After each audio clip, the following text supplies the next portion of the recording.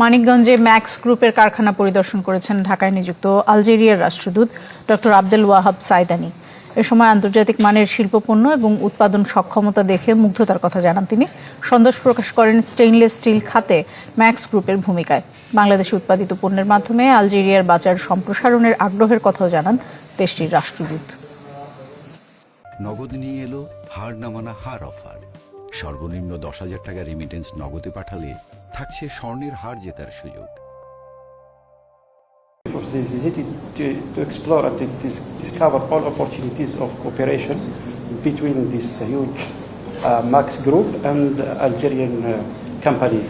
We need only to explore and to exchange visits between businessmen from Algeria that continue to come to Bangladesh to explore all possibilities of cooperation, and we invite our brothers businessmen from Bangladesh to invest massively in Algeria, and Algeria also offers all facilities and provide all facilities to foreign investors.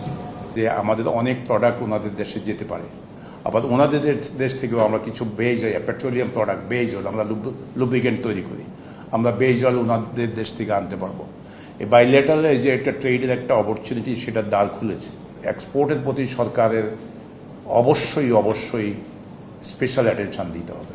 এটা কয়েকটা কারণে job opportunity create করতে হবে এবং foreign currency earn করতে হবে।